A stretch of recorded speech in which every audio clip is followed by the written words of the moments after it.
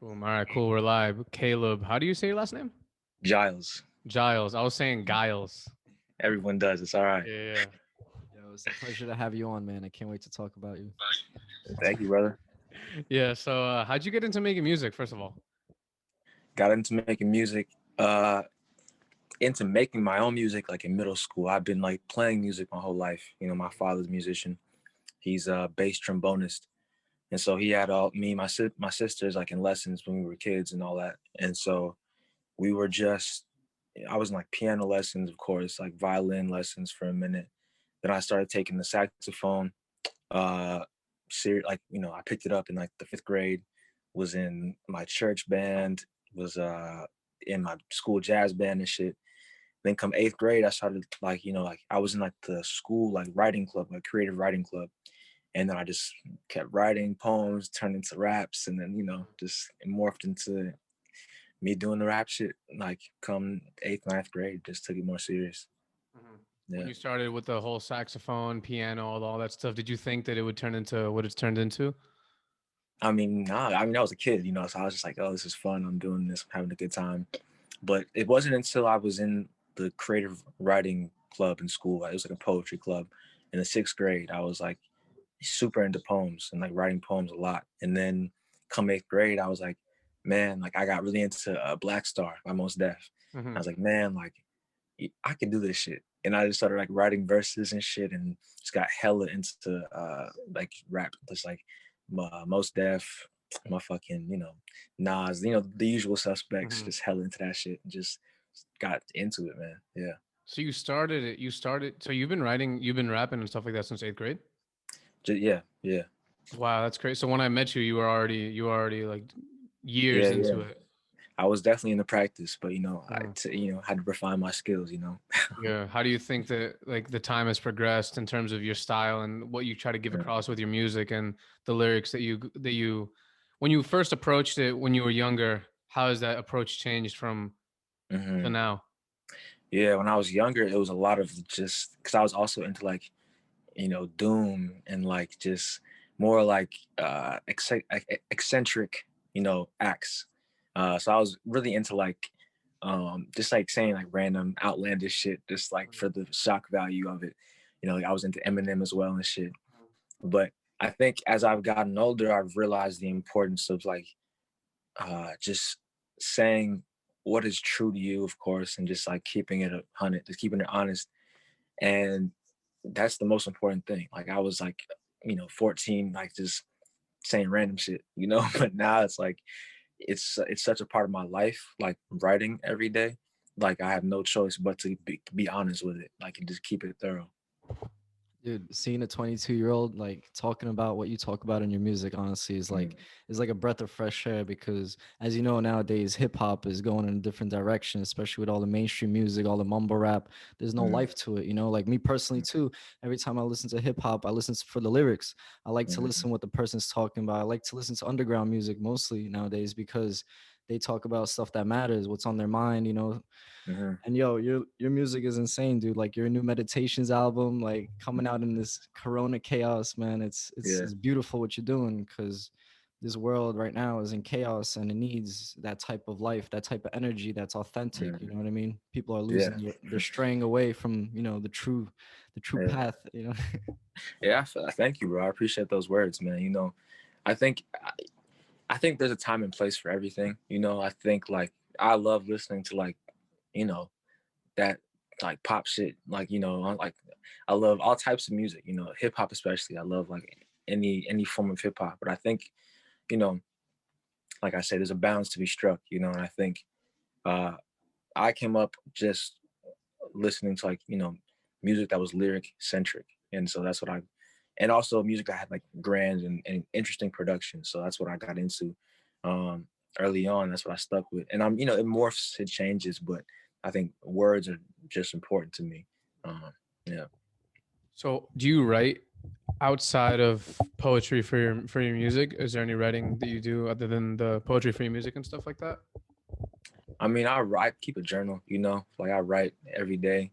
Um, it takes different forms, but mostly just, music, journal shit. I used to write like short stories in high school Hmm. and a little bit in college, but nothing so serious, you know. When did music become an avenue for you to express your feelings? And also, you talk about how you use your music to, it was like a tool to reveal parts of you to yourself.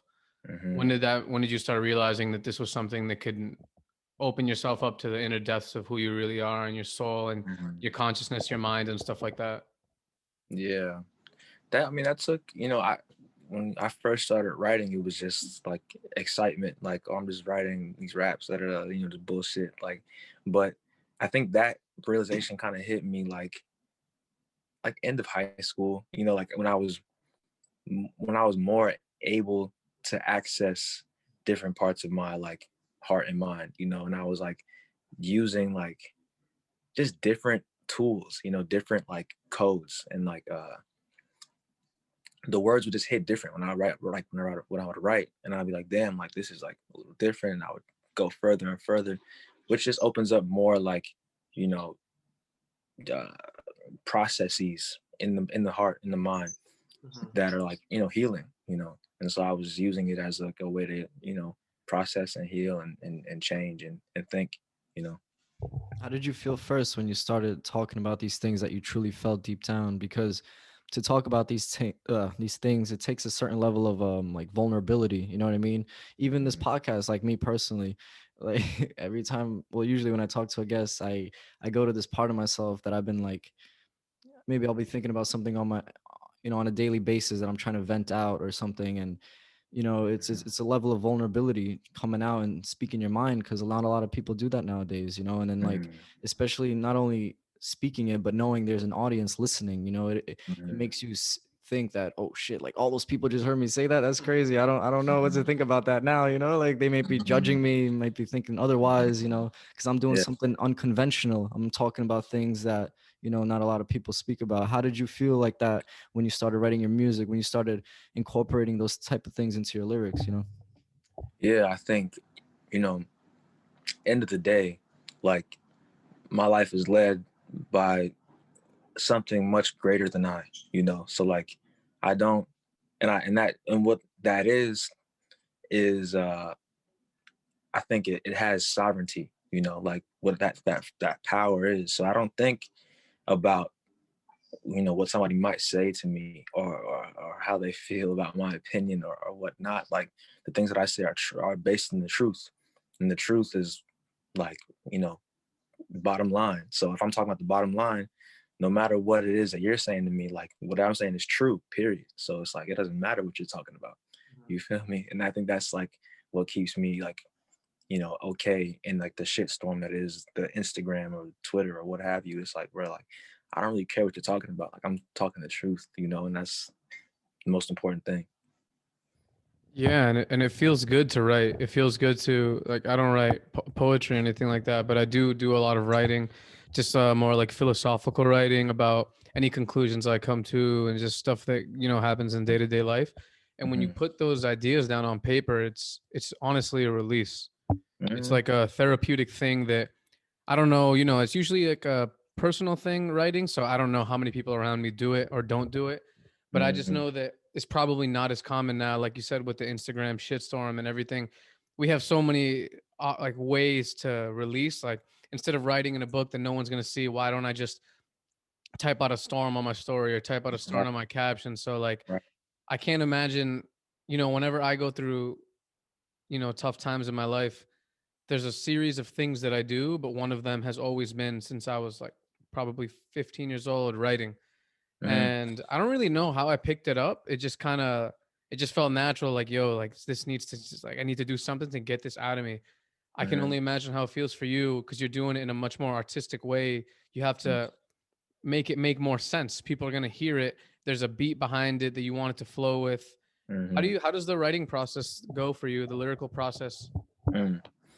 Yeah, I hear you. I agree with you too. I think for me writing, man, the process is always changing. You know, the process is change. So like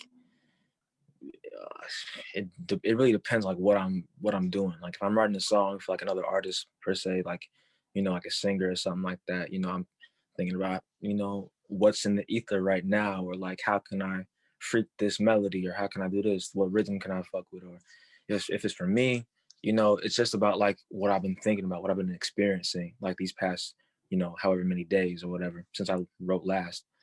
I think it just changes, man. Like I think, but what I do definitely is I keep, detailed notes, day to day, like about my comings and goings, my thoughts and whatever's. And then when I get into the mode where I'm about to write a song, I'll, refer to these notes and just like, okay, I'm thinking about, because it makes it easier for me to like have more room to think if I just take notes as I go on throughout my day and then revisit it when I want to get in the studio and just, get something out. I get this sense that behind your music, there's a deeper meaning. There's like you want to connect to a like more of a whole, or just there's a purpose behind it aside from just making something that sounds good. Mm. What is, if I'm correct, what is that purpose that you try to reach with your music? I think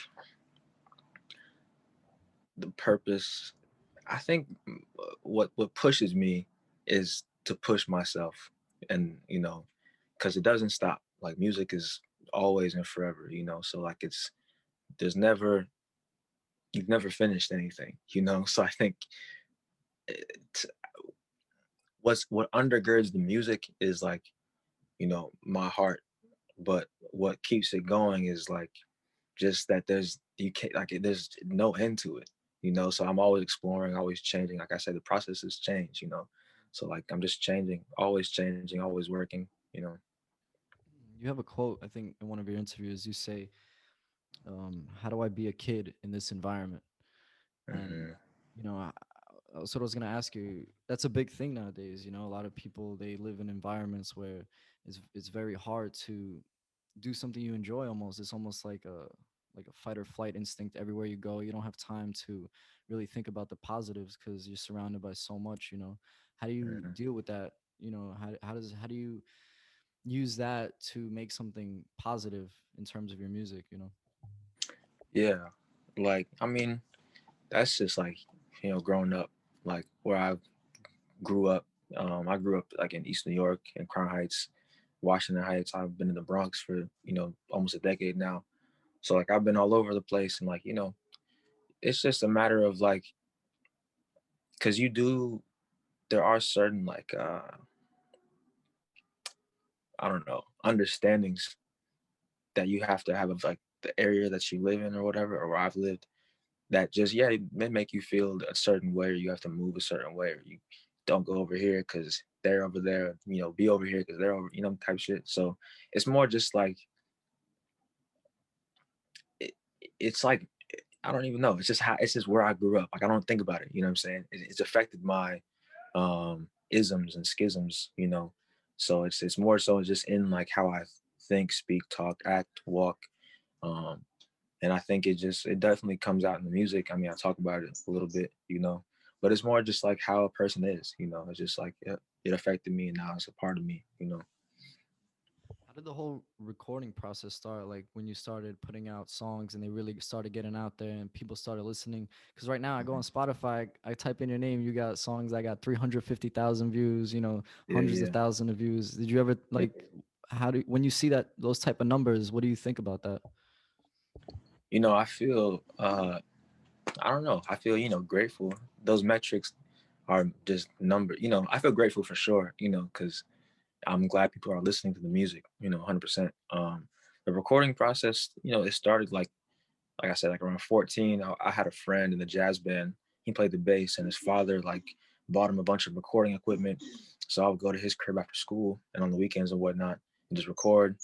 But like it took a lot of refinement, like years. Like from the jump, from day one, I was like, yeah, I'm the best at this. I'm the best. I'm great. I'm the GOAT. That was my whole attitude. But like, I wasn't, bro. I used to suck. Like, like I used to really suck at like enunciation and syncopation and all these things. And it took years and years of refinement. So like, I decided to put my own record out in 2017, for, Tower, the first one. So I think like it took just a lot of refinement, and I was just so I understood like that I wanted to do this, and I was like, I feel like I'm the best at this. So I just kept doing it. I didn't quit because I was like, I'm so excited. I'm so excited. I'm so, passionate. I'm so, so I just kept going. Didn't stop. What do you think you've learned about yourself in this whole process of writing? Because me personally, when I'm writing in my book and stuff, honestly, you are learning about yourself through writing, because Hmm. you write down ideas that they're in your head, but you're not fully consciously aware that they're in your head. And then when you write them down, you're like, oh snap, you know what I mean? A realization Hmm. just came through my own mental processes. Hmm. You've been doing it since eighth grade. Hmm. Uh, you know, Yeah. religiously every day. I write like sometimes every day, sometimes once every 3 months. So, what Right. do you think you've learned about yourself in this process? Yeah. I think, I've what I've learned the most about myself is that I'm determined. I'm determined to like understand. Um, and like at all, and that's like the biggest thing, if anything. Like I'm just a determined person. I want to grow. I want to change. I want to learn. I want to be the best I can be. You know, and like in every faculty that I have. Like I know y'all are. I know Felix, you're a vegan, right? Yeah. Likewise, I don't eat meat or dairy. So I'm like trying to have a healthy, life and a mobile life. Like so I'm not like 50 and broke up. Yeah, You know what I'm same saying? thing, man. Also vegan. Yeah, facts. So like I think that's what I've learned myself. I want to be the best I can possibly be in like in every way. So I think, yeah, just determination. Yeah, life. I think life is really about self improvement, regardless of if you're a writer, if you're a rapper, if you're a graph head, if you're a skater, if you're a martial artist, if you're a cook. It's about like, all right, you're a cook. How are you going to get to this level of excellence, I guess you could say, that so you could just be Hmm. proud that you do your craft as well as you could do it. Like if you're chopping cucumbers, are you chopping them like super sloppy, or are you like that Right, boom, you right, know what I mean? Like right. Yeah. really nailing it down. I know that faith has a big part of your life, and you grew up in what was the religion you grew up in? Christianity. Okay, yeah, you grew up as a Christian, and then Yeah. you had a heavy influence within the church community and stuff like that, and that's something that honestly not everybody has. A community. Hmm. Not even necessarily just talking about religious community, but in essence, it's a community, regardless of if you want to call it a religious community, if you want to call it like whatever. It's a group of people who know each other. They're close. They have like the same ideals. They get together. Sometimes Hmm. they'll cook food and they'll all eat together and stuff like that.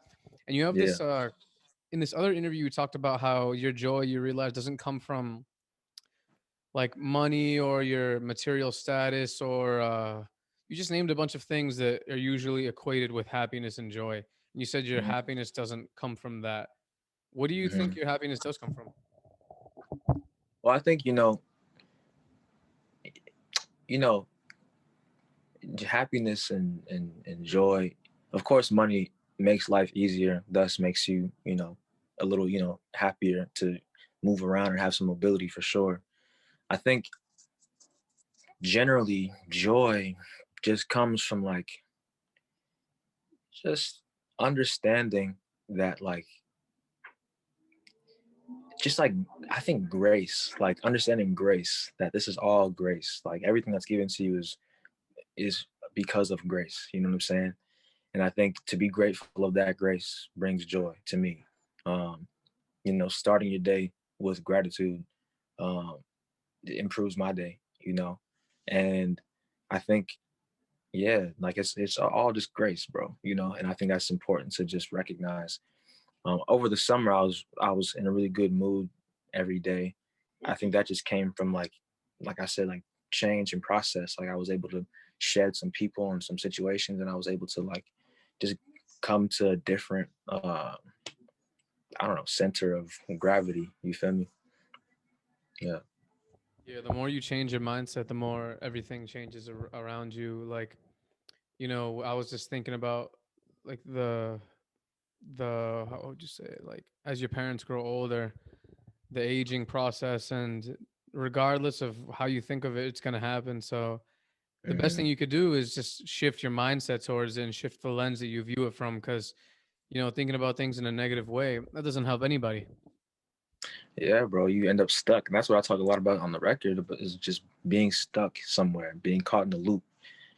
Like in life, a lot of adulthood, like, a lot of life is just learning how to step out of destructive, like, patterns, and getting caught in the loop, you know, is just like you're just in the fucking pattern. You just can't get out. You're just stuck there. And that's a lot of my like MO is to not be stuck in these loops and to just always just evolve and grow. Yeah. And so I think go ahead. Sorry, bro. No, yeah, I was thinking about that earlier today. It's funny you mentioned that because I guess like the definition of a loop would be, um, it's like you start at one spot, you go through this whole trials and tribulations, only to end up Mhm. at the exact same Right. spot. And Yeah. sometimes it could be anything from just the way you think to like a person in your life that's just not doing you any good, and your attachment to that person is just dragging you down day by day, Mhm. only to Yeah. bring you back to the exact same spot. It's honestly crazy. And Yeah. the most important thing is realizing you're in that, and then having the self control and like mental realization to be like, all right, I have to make a cut from this because it's just like our minds forcing us to be in this scenario and nothing else. Like there's no reason for us to be in these things. Exactly. It's as easy as just saying I'm going this way instead of that way. Yeah, facts. You talk about light and darkness a lot. How somebody asks you how which one do you favor or which one do you think is more beneficial than the other, and you said if you favor one more than the other, you're crazy. You shouldn't do that. It has to be a balance. The yin and the yang. And Hmm. going back to what I was saying before, the chaos of what's going on nowadays, like people on such a path of division, anger, frustration. Yeah, they have passion, but it's skewed in in the wrong place, unfortunately. Like Hmm. it, man, especially nowadays with like this whole election and shit. Hmm. But yeah, man. Yo, hearing your music, going back to that, it's like we need more people like you, man. We need more people talking about what's going on nowadays because people they what it is with people, they need a leader, and Hmm. unfortunately this leader is on television. It's this person that they don't really know personally, you know what I mean? So if Hmm. they have somebody that's from their neighborhood that's guiding them a certain way, I feel like that's more personal. They'll listen to that, and Hmm. I think it's very important what you're doing. I think it's Hmm. very meaningful, and like I said, we need more people speaking this type of message, honestly, especially nowadays. Like goes back Hmm. to what I was saying, the yin and the yang. As more Hmm. evil is out there, we need more light, and Thank you. Yeah, thank you. I think something that really influenced the writing for this record as well is like similar to what you're talking about, like yin and yang. Like it's a lot of just like how in this life there's a lot of over specialization. Like people really want you to be one thing, or they want you to be over here or over there. Like you're either left or you're right. You know what I'm saying? Like liberal or what, that kind of shit. And I think and that's really Western, and I think that um I mean, like you look at a child, like a child has like 1,000 different interests. You know what I'm saying? I think you do yourself a disservice to say I'm only this, I'm only that, whereas or to believe that you're only one thing, because you can learn a bunch of different things if you want. You know what I'm saying? We all went to school, we all took like 5 different subjects. We all were learning. You know what I'm saying? We're all multifaceted people. So I think to be able to be a one and a zero, to be a yes and a no at the same time, is like something that really influenced the record. Like, because that's a lot of how I felt coming up. Like, people really, they want to say, they want to, put you here, put you there. But like, really, I'm like, I'm all these things and I have all these ideas, and that's okay. You know? So that being said, what do you identify yourself as? Like a skateboarder will identify himself as a skateboarder. Like I am this. A graph writer might be like I'm a graph writer. Like that's what I do. Mhm. Do you identify yourself as a musical artist or? Yeah, as a rapper, yeah. As a rapper, as an artist, as a writer, songwriter, producer, all these things. I mean, I accept them all because they're all true, um, especially like in like the lineage of hip hop. Like I'm a rapper, you feel me? But uh, yeah, I'm a bunch of different things. Why do you think that in the past era it was like Nas, Mobb Deep, MF Doom, like a very distinct style of music in terms of rap that was coming out, and that Mm, was what would gain popularity. and now it's shifted, and now it's, if you do that, you could get some popularity, but your chances of getting popular are they shrink if you're doing that, as opposed to doing something that's less about a meaning and more about like something very catchy, and to just have a good time to. I think but it's funny because like perspective wise, like that's even what they were doing back in the day, like in like the 90s, like late 80s, like the gangster shit, like that was like them catching the vibe, like so now us catching the vibe is like some Chief Keef or some, you put some like I don't need like Lucky on in the club, or or not, but like what I'm saying, like some shit that bumps, some Cardi B, what have you, and that's a vibe. So I think people, it's like the consciousness has shifted, like the perspective has changed, because back in the day, like this is like early 90s, mid 90s, like it's like post crack, like people who are rapping, either like their parents were on drugs, they sold drugs, like sold crack or what have you, like it's gutter, but now like this is like a generation where everyone wants to be high, everyone's a user, so like niggas love drugs. We've always loved drugs, but like now it's like okay to say I'm on drugs, like I'm heavy on drugs, this and that. So I think that's, motherfuckers want to catch a vibe. It's like just like a little more amorphous, which is fire. Like I fuck with it too, but it's like it's just like it's just the perspective is just different now, and that's just what it is. Mhm. When did you go vegan? Just like I went vegetarian 2017, but I kind of went vegan like end of last year, like after Christmas, I think, just stopped eating dairy. How Yeah. come though? Just like more research, like, and just I don't know, just more research. I think that's really what it was. And I was like, yeah, I want to take it to the next level, I guess, Yeah. How is it in terms of like your friends? Are you around people that are also that eat that way, or you feel like an outcast in a way?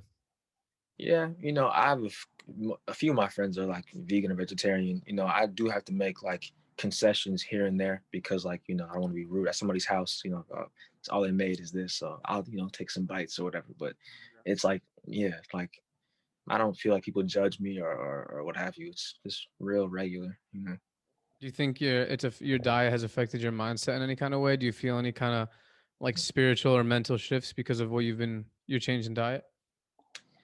I think mostly it's like physical shifts, like that I feel the most. Like I just, I'm not as hungry after I eat a meal. Of course, you know, I look better. I've been working out a little bit. I look better, and I don't know. I just feel better. It's like my mind, I guess, must feel better. I haven't eaten meat in so like consistently in so long. I don't really like remember, but I'm sure like in the beginning, it was definitely like a pretty like stark shift. Like just whoa, like this is way different. Yeah. So what do you eat instead of the meat? Just like a lot of grain. I eat a lot of quinoa and brown rice. I eat a lot of root vegetables. Of course, everything else like green vegetables and whatnots. I eat a lot of chickpeas though. I make a lot of chickpeas and spinach like damn near every day. I make a really good black bean stew. I'm about to make this cabbage and potato curry like tonight actually. Uh, just yeah, bro. Just everything else that's just not meat or dairy. So were you into cooking beforehand, or this is something that came with the switch in diet? it kind well, I've been into cooking. My father's he's also a cook. He's a musician. He's a musician and a cook. So he's been cook. I would watch him cook when I was a shorty, like just cook all types of stuff. And so I got into it that way. And then when I became vegan, there was less options. Or there's more options really, but like in my mind, like there's less options. So I had to get more creative and just I started cooking a lot more, and I grew to love it. And my brother Nate, he's also a chef. And so I just like hearing him talk about like recipes and whatnot, just like got me hyped when I was a kid too. Yeah, I was the same way. I mean, when I grew up, I would live in a conventional like Russian household. My mom would just make a bunch of meat, bunch of like cheese, all this stuff, and I didn't really Mm, care for it. I just ate it, to live, to not to yeah, be hungry. I didn't really yeah. care about the taste or nothing. But as I kind of started having my own views on food, like converting to I was vegetarian first for like 5 years, and then a year ago I turned vegan. But the thing is, when I turned vegan or vegetarian, I started cooking myself, and I found all these foods I've been missing out on. Finally Mhm. figured out what spices are. Fucking Yeah, yeah, started yeah, actually tasting food, and there's so much out there. And like you said, all these recipes, man. I love cooking now because yeah, yeah, it's interesting to me, and I find it's a yeah. way that you have a connection with your food. Of course, we're disconnected nowadays because everything's from the supermarket. We don't really grow our own food, but Mhm. we can still take that back when we cook our own food. We can put our own energy into it, and we know Right, what's in it. You know what I mean? We know right. who's cooking the stuff, what's in it, how much is in it. It's not the same, as eating out. Don't No. get me wrong, I still eat out a lot, Yeah, or yeah, at least often, whatever.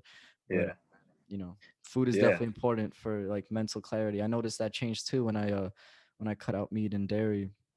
yeah. I started feeling like lighter in terms of like weight on my mind and stuff. Like I would walk around more like kind of flowing. Yeah, for sure. And especially when you start cooking for yourself. I mean, people like if I cook for a friend one night or something like that, like, I don't use meat or dairy. So if I'm cooking, it's a vegan meal, but they don't even mention that, like it's like they just like love the food. It's like, yeah, like you're not really missing much, honestly. Yeah.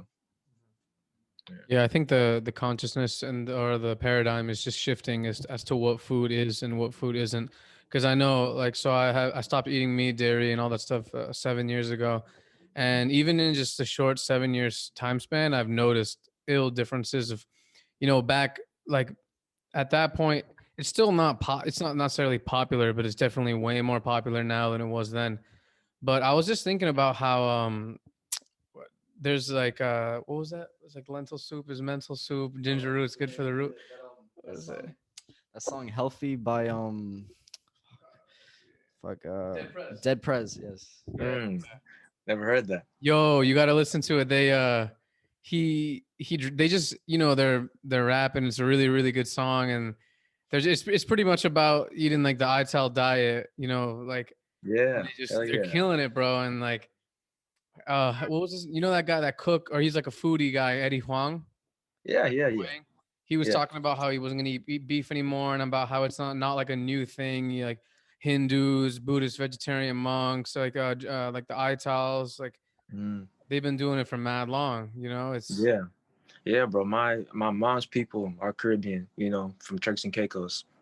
I'm not sure how connected that is to like Jamaican or more like, traditional island culture, but I mean, I think even like me stop no, not eating meat or dairy, it's in my DNA a little bit too. I don't know what they eat out there even. I haven't been there ever, but I feel like a little more connected with like, just real food, like you say, what and do you know eating. about what the Ital diet consists of? Yeah, I mean, just idle is vital, right? Yeah, So straight just up, like no oil, no salt. Like right, they're on right. their crazy natural wave, bro. Yeah, which is pretty intense. I'm not sure I can do no salt, but I fuck with that though. I I like need. the idea of it for sure. Yeah, I like the idea, sure. Yeah, but yeah, man. I mean, yeah, I definitely feel a lot better. I've been trying to get my OG on it. My stepdad, because he eats like the exact opposite of what I eat. So I remember I brought the idea to him for him to stop eating meat or dairy, but he's like, yeah, but what else is there? And I was like, just like doing just trying to teach somebody something new, a new way of eating. Yeah, it's the same way. Having this.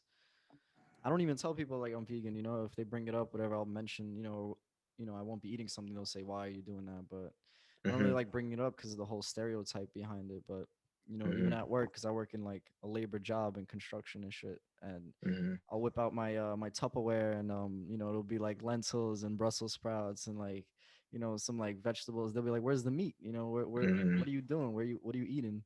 And Yeah, then once I explain to them, they'll be like, cracking jokes, cutting ass because like it's like yeah, the stereotypical like American man. I have to eat hmm, like fucking like a burger, some yeah, steak, to yeah, be yeah, like strong and whatever. But like that's why I yeah, don't mention it because I work out, I go to the gym, this and that, and then when they realize that I don't eat meat in there, they look at me and they're like, "Oh shit! Like you're not like frail and like you're not like you're not weak, you're not deteriorating, you're not like yeah, deficient, you're not malnourished, so like yeah, yeah. quickly and then after they're done cutting ass on me like like they'll like push me off to the side or like isolate me and they'll be like yo, like, what do you eat? Like, I'm interested. Like, like Yeah, yeah, it's yeah, funny how people work. They're interested once they yeah, realize that it's not as bad as they thought it was. yeah. How'd you guys get into veganism? Well, I'm Ecuadorian and Chinese, and I mean that's like irrelevant because pretty much every culture eats meat. Mm, People I heard people say like I'm Colombian, that's why I eat meat, or I'm Chinese. It's like, bro, every culture, unless you're straight up like a Buddhist monk yeah, or like the Jamaican Ital, you eat meat. yeah. But basically, my friend, he was born vegetarian, so his mom was vegetarian, something like that. They're like his whole family's like really really strict Buddhist. He's probably gonna listen to this, but Mm, he told me, "Yo, you they were gonna have this like documentary showing at this movie theater." He's like, "You should pull up, because if I don't sell enough tickets, then they're not gonna show it." His restaurant. He's a cook, so he mm, just he cooks for a vegan restaurant mm. and he owns it, right? So I was like, all right, I bet I'll pull up. But I pulled up just to help him out. I did not know. I didn't even ask like, yo, what's it about? I just pulled up off of principle, like he like needs this. So yeah. So I pulled Mhm. up and then I was like, I don't know what this is gonna be about. So yeah, I pulled up and then I'm watching the movie and then midway through I'm like, damn, bro, I'm dead. I'm never eating meat again. And I was 18 at the time. I was like, I'm 100% not eating meat again. And Yeah. then I went home. I like woke my mom up. I'm like, yo, it's over. Like when I tell you this stuff, you're gonna bug out. You're gonna not eat meat ever again. She's like, all right. She's like, yeah, yeah.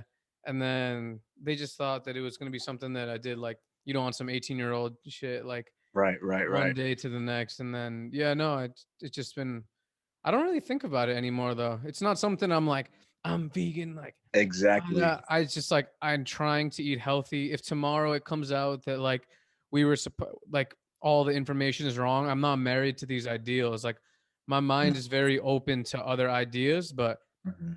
I try to do my research and like we've had like the vegan doctors on the show, like cardiologists and stuff, and like as far as I Mhm. know, this is pretty valid for my health, which is what I'm concerned about, and Right. also the health of the planet. Although that shit's smoke, no matter what we do, but Right, exactly. Like, yeah.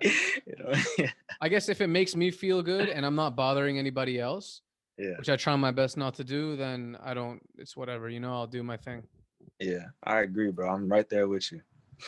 Yeah. No, I mean, how I was saying earlier, I'm just like growing up in a conventional, household that, all around me was just, meat and cheese. And I didn't even know other food existed. Like, I thought if you didn't have that on your plate, then Mhm. it wasn't a meal. It was like an appetizer, like just a Mm, salad or some shit, like it mhm. wasn't something you could really get full with or, carry on your day with just eating that. Right. But honestly, I don't know, man. I don't know if it was just like the way my mom cooked chicken, but it felt very gamey to me, and I didn't like Mhm. the consistency. Like I never felt, even at a young age, I was always like weirded out by eating meat. It felt like really I don't know how to explain, just very like chewy. Like very like I didn't enjoy it honestly. Mm, yeah. But to me that was food. I just kept eating it, and Yeah. whatever, like Yeah. whatever.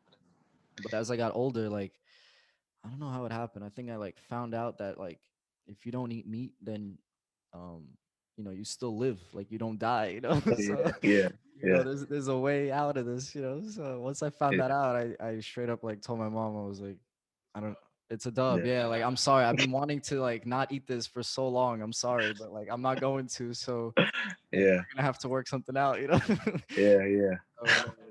So, my mom, like her whole life too, like traditions, generations, she's Mhm. like worried. She's like, why? What are you talking about? You're not going to be, a strong man, quote unquote. Mhm. Um, yeah. And then I was like, I was in a relationship with this girl and she was vegetarian. So it helped me like learn more about it. I wasn't alone, but, yeah, pretty much just that. Like it just, and I don't look back. I never like thought of, but like he said, I'm not so fixated on an idea. If there were studies to come out that apparently we do need to eat meat, to Mhm. survive, I guess, like I wouldn't enjoy it, of course, because even when I'm around people cooking it, I'm not even kidding you. I don't know if it's just because I'm so used to it, but I don't really enjoy the smell. Like there's a certain smell where it doesn't matter what meat you're cooking. I just don't I'm not appealed to it. You know what I mean? Mhm. Yeah. Um, yeah, man, that's the whole journey, I guess. And like when I went vegan, it was because of my friend in Montreal. I was vegetarian for like 5 to 6 years, and he's really on that. He's really on persuading people on how to. He like really like cuts ass on you, like, yo, why are you still eating cheese? You know, like you're fucking killing Mm-hmm. animals, this and that, like a lot of things. You're hurting the environment. And I was already kind of leaning towards veganism, of cutting out dairy, because I wanted to better myself. I wanted to better the way I felt. But in my mind, I was so stuck on this vegan idea, how if I became vegan, that I would completely be malnourished. I would be skinny. I wouldn't know what to eat, because when you're vegetarian, you have a lot of options, especially when you go out to eat, cheese and, dairy, like it's everywhere, and you can still have a Mm-hmm. lot of options. But in my mind, I was like vegan, and I associated with like some skinny hipsters and shit. Mm-hmm. I was like, nah, man, there's no way. I don't even know what to eat. I thought it was hard turning vegetarian, like vegan, no way. But Mm-hmm. as time went on, like he said, I don't even think about it no more. I just eat my daily meals, and I never Yeah. feel like I'm dreading my meals. I don't feel like I look forward to eating. You know what I mean? Right. Especially now that I'm Right. cooking it myself, and there's so much Yeah. out there. Yeah. I agree, man. How did you come up with the Meditations as the name of the album? I really enjoy that. At first, I thought it was a reference to Descartes, his book, like Meditations on his philosophies, and Mm-hmm. just him analyzing everything he thinks and how it's affected by all the social structures that have come before him, and he realizes he needs to wipe out his memory. So I'm like, oh, word. Especially like how it's laid out. I thought that that's what it was. How did you come up with it? No, I've never actually read any of his work. I know his name for sure, but bro, I had a dream, bro. I had a dream one night. This is like months before I even started writing. This is maybe like actually maybe this is like January of 2020. Yeah, maybe just about. But I had a dream, and in this dream, like I was like playing the piano or some shit, and like a lot of shit happened. But I woke up and I knew the title of the record, like of something told me this is like this is the name of the record. It's called Meditations. I woke up, I wrote it down, and then I had the title, and I had like a song or two, and then from there I just kept chipping away, and I kind of put it on the back burner, like the title. I didn't think so much about it, but I knew I had it. And then when I'm making work, when I'm writing, as many artists, I mean, maybe y'all know too, like you kind of just like I kind of blacked out. You just like you black out a little bit. You just like are so tunnel vision that like things are just clairvoyant, like things just happen, like they just line up and click. And at the end, I finished the record in July.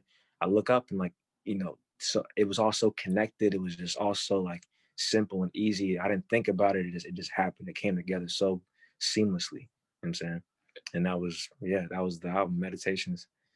And yeah, we had one of our homies, um Ali, his father owns a restaurant in Queens, Sammy's Kebab House, and they had a sign painter paint the sign. And I wanted this sign painter to paint the album cover. I had just like an idea of like the colors I wanted. I knew I wanted text and I knew the colors. So I'm like, hey, let's just get him to paint the album like this on a piece of glass, and that was it. And yeah, Who's the sign painter? his name's Matt Russo. He, Bro. you know Matt Russo? Bro, that stuff. I knew as soon as you said that, I'm like, yo, yeah. That's the homie. Yeah. Okay, good. Yeah, that's big dog. Yeah, he held it down, and we got some glass cut, bro. And on the album, you can see it. A tuft of my hair, you can see it at the bottom there. Just me holding up above my head. That's so sick. I had no idea that that was who painted it. As Yeah, soon as you G. said Kebab House, I remember on his Instagram seeing that. I was like, Yeah, oh, he definitely did that. That's awesome. yeah, man. He's a good guy. He's gonna be hyped to know that we had you on the show and stuff. Small city, bro. The city's so small. Yeah, it really is. It's like it's huge, but it's not. It's weird, man. Have Yeah, you ever thought about leaving here? yeah. I think New York would be my home base. I think I always like I'll orbit. I'll come back here, but my family is in Detroit. Like my father's family, my sister live in Detroit. Um, I want to live somewhere else for a time. Life is long. I think I'll have the money to afford to be able to live other places. So, I want to bounce around, but I think New York will be my home base for many, many decades, probably. Yeah, I know you were in Michigan during a lot of the quarantine, right? No, I wasn't. I was there actually just for uh, a week. Oh, really? 4 weeks ago. Yeah, Okay. yeah, Yeah. yeah. How was that? It was amazing, bro. It was my sister's birthday. She turned 27. He went to just go turn up with her and her friends from college and shit. It's a lot of fun. We just, the city is beautiful. I love the city. I went to the Motown Museum. That was amazing. Got some magnets and some shirts and some books and stuff. Mhm. Uh, it's funny because I spent a lot of time as a kid, and so going back as like an adult, I can drive now. I can go see other people. So like I'm seeing the city in a totally different way, and Mhm. it's like just really cool. What are you working on now for your music? What's up next? For my music, man, I'm just working. I'm just writing songs. Nothing in particular except music itself. So I'm just working, bro. It's interesting how you going back to the meditation record, how you said it kind of was a dream and it just came out to be. It kind of like had its own path. You were just you were on this ride with it, Mm, to spread this message. Once you said that, it made me think about this podcast, honestly, because we started this in June when this is going on and everything, and like I said before, with all this chaos and hatred in the world. But this podcast almost came out to be a way for us to speak to people like you, to voice our own opinions, to spread a message that I keep repeating, that the world needs, in a way, some authenticity. mm, And that's really interesting how you said that, because it makes me feel like what we're working on also, like all these projects that are coming out towards the better, in forms of light, let's say, in the darkness, like they all come out naturally and when they need to be, like in the mm, exact moment, they should be. So mm, I just thought about that when you were talking mm. about how the record came out. It was pretty funny. Yeah, yeah, bro. When you're in alignment with like your assignment, like it just happens seamlessly, effortlessly, and I think that's just like drip, bro. Like when you're just dripping and you just like it's just natural, it's effortless. It's a sign sometimes of you're in alignment with like your mission, your calling. At least in this season. Yeah, you talk about how your album There Will Be Rain. It's someone asked you about what exactly that means and how you said that rain is like a symbolism for things we can't control, such as change and how it's inevitable. And what are your thoughts on that? The whole, we just the things we can't control in this life and your reaction to that. And the only thing you can do is you can decide how you react to them, but you can't control whether or not they happen. Yeah, I think that's a lot of it. I think being able to live your life with not such vice grip on things, people, situations is difficult because we're beings of like analogy and like material. So we want things to be like this, or we need money to do this, or and it's tough when we don't get what we want you know because we have a certain amount of agency on the earth. But I think it's just important to realize that like there's other sovereignty that's more uh, real and more powerful than your own. And I think it's important to just be as the best you can be, like to be in the closest alignment as you can with like what your heart and soul tells you, where it tells you to be, and then just rock with that and go with the punches from there. Because 9 times out of 10, like you'll get into situations that benefit you, you know, and allowing yourself to be easy is the best way to get what you need. Because otherwise you'll just be like thrashing in waves. Whereas you should just be floating on your back and just go with the flow. You know what I'm saying? What do you plan on doing with your music? You plan on like where is your you must have some sort of plan on how you're gonna grow or what you plan on where you plan on going with it. I'm just going to the top, bro. I'm doing the best I can to be the best I can, and nobody's me. So I'm about to be out here for real. It's gonna be good. I'm excited, Yo, Caleb, thank you for being talking to us and stuff, bro, for real. bro. I'm glad to see you, man, and nice to meet you too, bro. It's definitely good to Sure. see everybody, It's been real, bro. Man, I'm yo, not if, but when you make it, yo, we're gonna be happy to see that, bro. Honestly. bro. Man, and y'all too, bro. I'm really excited for this podcast, bro. It's a beautiful thing to see, man, for real. Thanks, bro. We're trying our best. Yeah. We get really hyped on all the support we get from everybody, man. From like, I'm sure you feel it too on your end, like the DMs and just like random people you don't know hitting you up. You're like, whoa, Yeah, yeah. this is nuts, man. And Yeah, bro. I don't take it. We don't take it for granted for a second. Like every single person, we really, really appreciate deeply, or even just anybody who's willing to talk to us on the show, like you, or we just talked to Ted Barrow right before this, and Mm. it's just like everybody, bro. We got a lot of appreciation, and we don't, we got no ego, you know. Yeah, bro. It's all a blessing. It's all by grace, you know. And I'm glad to see y'all doing y'all thing, man. It's fire. Yo, thank you, bro. Yeah, man. Thank you. All right, peace, bro. Peace. Peace, brother. Peace. Later. Later.